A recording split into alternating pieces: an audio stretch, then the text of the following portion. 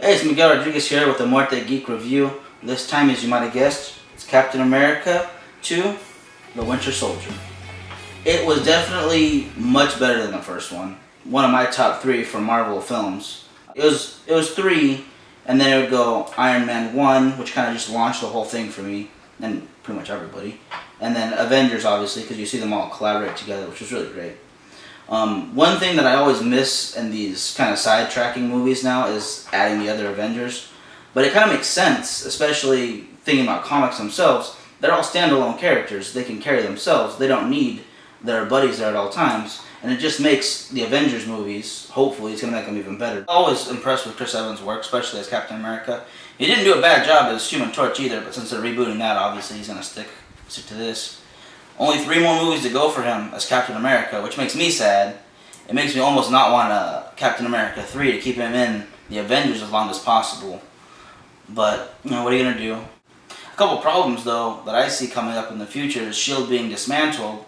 Hopefully they're going to handle that well in the TV series. But it kind of cuts out Colby Smulders a little bit. And her character, I guess now she's signing up to be part of Stark Industries versus her more effective role as a leader in S.H.I.E.L.D. But hopefully we'll see more of her still. Scarlett Johansson, I don't know what kind of ties she'll have to the Avengers still since S.H.I.E.L.D. is broken apart and all of her newfound righteous fist of S.H.I.E.L.D. is gone, wiped out by Hydra. But obviously she's an Avenger, she's going to stick with it. And then they kind of just blew past Hawkeye in any kind of sense of this. Did he know anything about Hydra? Did he not care? Hopefully they go into that some more. I would like to see that at least.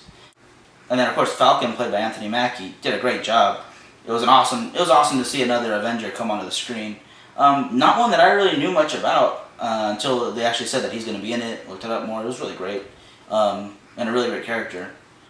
Another thing I really liked about this was how they didn't tie up all the villains completely. The Leaper, played by George St. Pierre, which I don't like him. I'm just going to say that flat out. But he did a good job.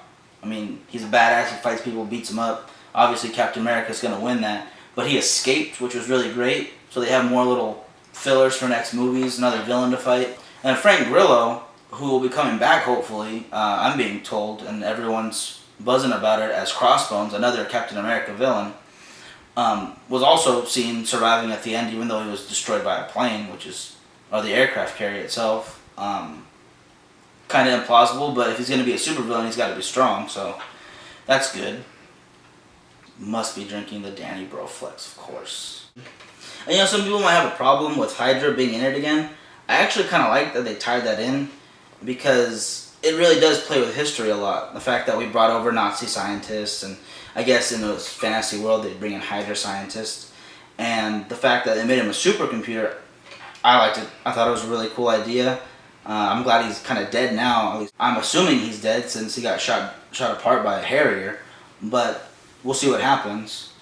You know, it actually kind of mirrored a lot in real life. If you know anything about the Stop Online Piracy Act, a lot of their theories was to stop threats before they happen, which is exactly something that Nick Fury talked about, Samuel Jackson, in the movie, which kind of hit home to what's happening now along our country. I'm not saying there's some kind of evil conspiracy, but it almost plays with your mind a little bit if you think about it that way.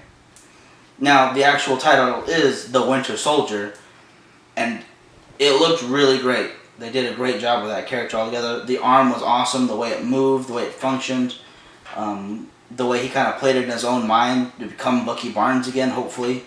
If you stayed to the teaser, you see him actually go back to the same museum the Cap went to in the middle of the movie and read his own bio and see how he, quote-unquote, died and came back as the Winter Soldier. So now maybe, I don't know, Captain America 3 or the Avengers, he comes back and helps. Are they going to do the death of Captain America when Chris Evans leaves and Bucky Barnes takes over? I don't know. I've never seen a Captain America with a metal arm.